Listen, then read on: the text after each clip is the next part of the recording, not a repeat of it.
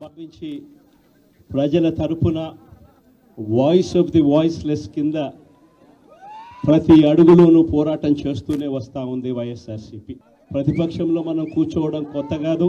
ఈ 15 ఏళ్ల మన ప్రయాణంలో 10 సంవత్సరాలు మనం ప్రతిపక్షంలోనే ఉన్నాం. ఇటైన సమాధానం అధికారంలో ఉన్న వాళ్ళకు ఎప్పుడు ఇస్తూనే వచ్చాం.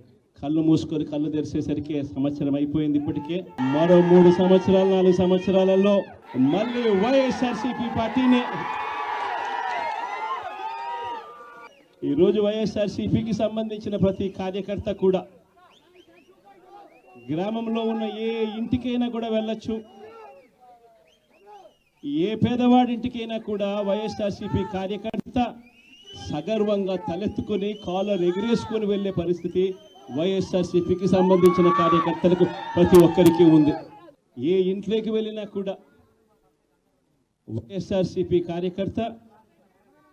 కార్యకర్తను చూసినప్పుడు ఆ ఇంట్లో నుంచి వచ్చే ప్రతి అక్క, ప్రతి చెల్లెమ్మ, ప్రతి అన్న, ప్రతి తమ్ముడు, ప్రతి సోదరుడు, ప్రతి రైతన్న, ప్రతి అవ్వ కూడా వైఎస్ఆర్సీపీ కార్యకర్తను చూసినప్పుడు చిక్కటి చిరునవ్వుతోనే పలకరిస్తుంది. కారణం వైఎస్ఆర్సీపీ ఏదైనా కూడా చెప్పిందంటే చేస్తుంది అన్న నమ్మకం ఈరోజు ప్రతి ఇంట్లో కూడా ఉంది. కాబట్టి